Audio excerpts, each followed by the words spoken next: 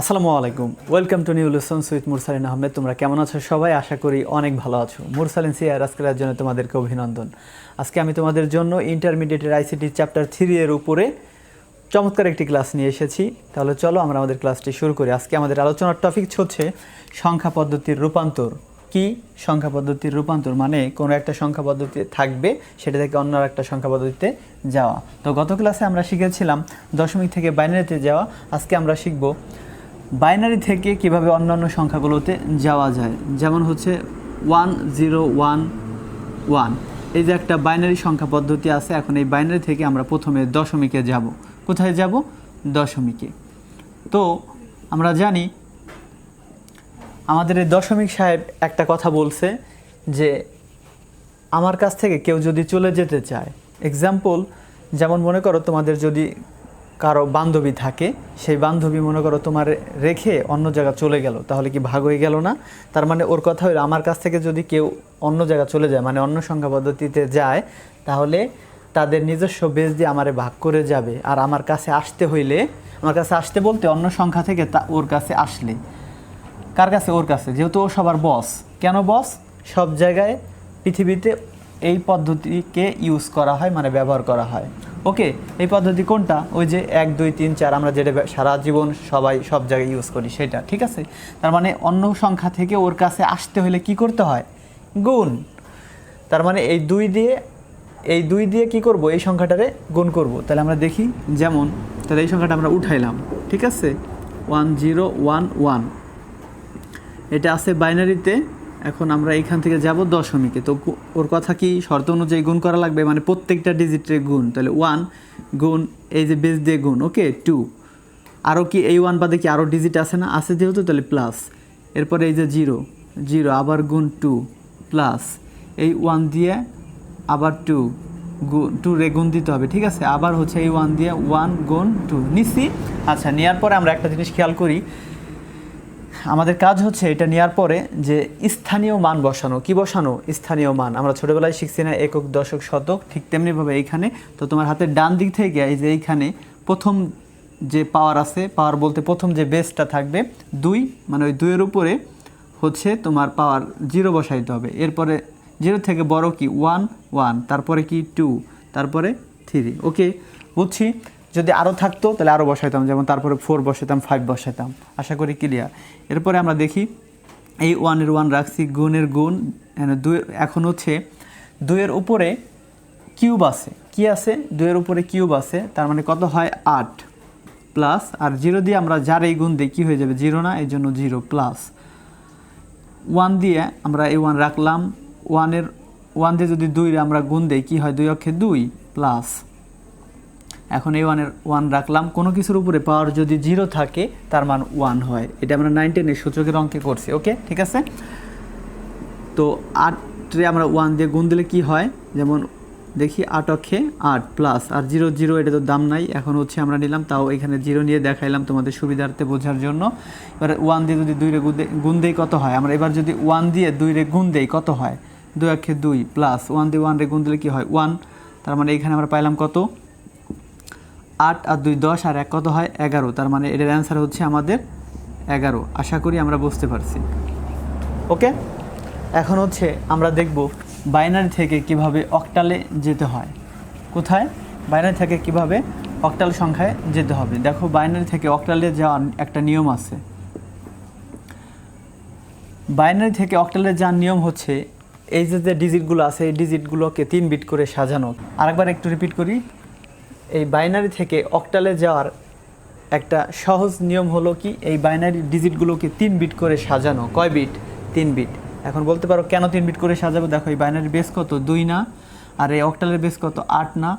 এখন এইখানে এমন কি পাওয়ার নিলে 8 হয়? কিউব নিলে 8 হয় না? এই জন্য আমরা হচ্ছে এই ডিজিটগুলারে 3 বিট করে সাজাবো। তাহলে আমি হচ্ছে ডান দিক, আমার হাতের, এই যে দেখো আমার হাতের ডান দিকে, ওকে, মানে তোমার হাতের ডান দিকে থেকে শুরু করব। তাহলে প্রথম 3টে করে নিলাম। তাই 3টা, এই যে প্রথম 3টে হচ্ছে 1 1 0, 3 বিট নিছি না? এরপর বাকি থাকে কে? 1। তাহলে 1 নিলাম, কিন্তু আমাদের শর্ত হচ্ছে 3 বিট করা লাগবে। এই জন্য আমরা হচ্ছে 0 নিয়ে 3 বিট বানাইলাম। তো এর মান আমরা লিখবো, এর মান আমরা লিখবো। তো এর মান আছে হচ্ছে 3 কত আছে 3 আর এর মান হচ্ছে 1। এখন তোমরা বলতে পারো যে এর মান 3 কীভাবে হলো, পারি না, বুঝি না। ওকে, তো এটা বোঝার জন্য আমরা একটা জিনিস খেয়াল করি। দেখো এই যে মেমোরি আকারে আমরা আমাদের গত ক্লাসে আলোচনা করেছি 1 2 4, এখানে কয়টা ডিজিট আছে দেখো, 3টা ডিজিট, এই জন্য আমরা এখানে 3টা নিছি। এখন এই ডিজিটটাই না এখানে বসাই দেব, ঠিক আছে। আচ্ছা, এখন যার যার নিচে 1 থাকবে তারে আমরা কাউন্ট করব, মানে যোগ করব। তাহলে 2 এর নিচে আছে 2 আর 1 এর নিচে আছে 1, 2 আর 1 কত হয় 3, আর যার নিচে 0 থাকবে তারা আমরা বাদ দিয়ে দিব। তাহলে কত হয়েছে, এর মান কত 3। তাই ঠিক তেমনিভাবে এইখানে কি 1 আছে না, এই 1 এর মান তো 1ই, এই জন্য 1। তার মানে আমাদের উত্তর কত পাইছি, উত্তর হচ্ছে এইটা 1 0 1 1, বাইনারি লিখলাম। এখন আমাদের উত্তর হচ্ছে এইটা। ওকে, এটা হলো অক্টালে পাইছি। কিসে পাইলাম, অক্টাল। আশা করি ক্লিয়ার আমরা। এরপরে আমরা আর একটা অঙ্ক শিখব, সেটা হচ্ছে বাইনারি থেকে হেক্সাডেসিমেলে। কিসে, বাইনারি থেকে হেক্সাডেসিমেলে। তো এটা ছিল আমাদের অঙ্ক, এটা হচ্ছে বাইনারি। এখন এখান থেকে আমরা কোথায় যাব, হেক্সাডেসিমেলে যাব।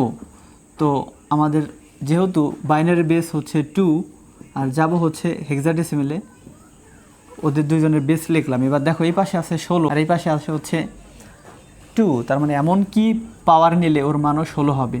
4 নিলে, যেহেতু 4 পাওয়ার নিলে ওর মানও 16, তার মানে এই ডিজিটগুলারে 4 বিট বানাইতে হবে। কয় বিট, 4 বিট বানাইতে হবে। তো এখানে আছে এই 4টা, যদি আরও বেশি থাকতো তাহলে আমরা 4টা করতাম। ওকে, তো ডান দিক থেকে, হাতের ডান দিক থেকে 4টা নিয়ে, এই যে এই 4টা নিয়ে নিলাম। তাহলে 1 1 0 1, তাই 4টা নিছি না।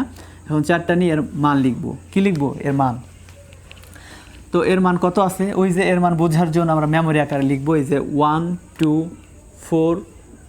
ওকে, 1 2 4, এখানে 4টা ডিজিট, এই জন্য আমরা 4টা নিলাম। তো এই ডিজিটগুলো আইনে এর নিচে বসাই দেব। এই যে দেখছো, এখন হচ্ছে যার যার নিচে 1 আছে সেই সংখ্যাগুলো বা ডিজিটগুলো আমরা নিব। তো 8-এর নিচে আছে, কার নিচে, 8-এর নিচে। তাহলে আমরা এখানে পেলাম 8 আর প্লাস, আর কার নিচে আছে, 2-এর নিচে আছে 2 আর হচ্ছে 1-এর নিচে আছে। তো যোগ করলে কত হয়, 8 আর 2 10 আর 1 কত হয় 11, তার মানে এটার মান আছে 11। এখন আমরা জানি হেক্সাডেসিমেলে 11 মানে কি, আগে 11 আমরা লিখবো, লেখার পরে আমরা হেক্সাডেসিমেলে 11 মানে একটা জিনিস আছে, এই যে দেখো, এ মানে হচ্ছে 10 আর বি মানে হচ্ছে 11, সি মানে হচ্ছে 12, ডি মানে হচ্ছে 13, ই মানে হচ্ছে 14 আর এফ মানে হচ্ছে 15। তো আমাদের এখানে বের হয়েছে কত, 11। আর 11 মানে এই যে দেখো 11 মানে বি, তার মানে হেক্সাডেসিমেলে 11 মানে বি। তার মানে আমাদের উত্তর হবে এরকম যে 1 0 1 1। এটা হচ্ছে বাইনারিতে ছিল, কিন্তু আমাদের যাইতে বলছে হেক্সাডেসিমেল আমরা পাইছি হলো বি। আশা করি আমরা ভালোভাবে বুঝতে পারছি।